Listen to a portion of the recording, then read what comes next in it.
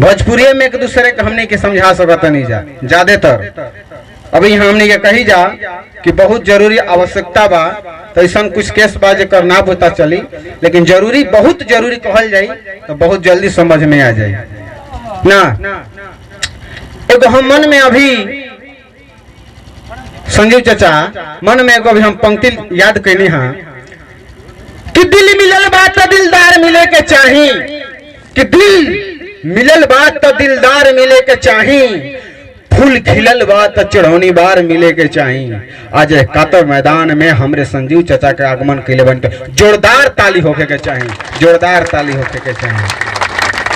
प्रेम से बोलिए गणिनाथ बाबा की। यह बल यह दल हमने के हर जगह काम में आई।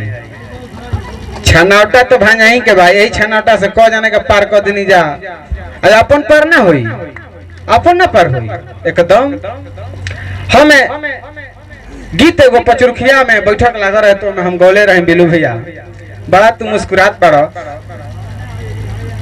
कि जौन तीज होई अरे ऐसा न कामावा जुड़ैती नामावा, अरे जौन तीज होई ऐसा न कामावा जुड़ैती नामावा, सब छोड़ी के कामावा जुड़ैती नामावा, सब छोड़ी के कामावा जुड़ैती नामावा, कि जौन तीज होई भैया ऐसा न कामावा जुड़ैती नामावा, कि जौन तीज होई भैया ऐसा न कामावा जुड़ैती नामावा, सब छोड़ी के कामावा जुड़ैती नामावा, सब छोड़ी के कामावा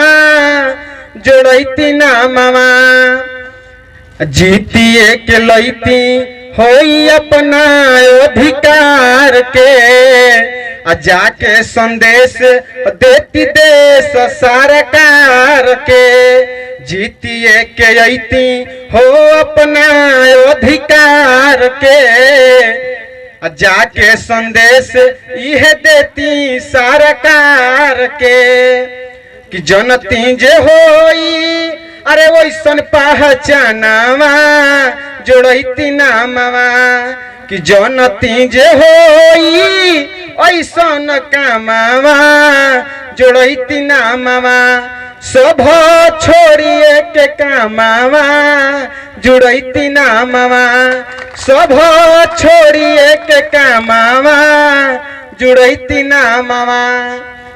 एक बार जोरदार ताली बजा के सभे समर्थन करी।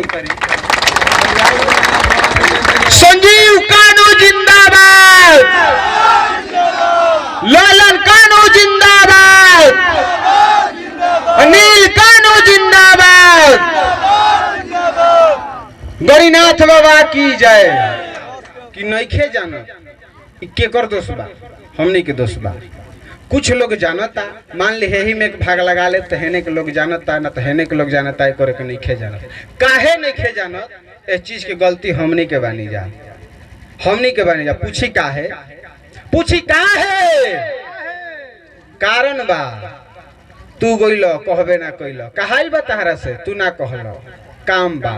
अभी हम एगो गीत में प्रयास करिए समझावे के कि जुड़ैती सब नामवा छोड़ के कामवा।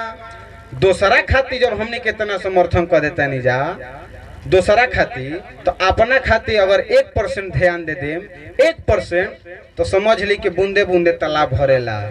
बूंदे बूंदे अगर आज ना होई, काल ना होई, परसों ना होई, चौथा रोज होइए जाई, पीछा ना रही।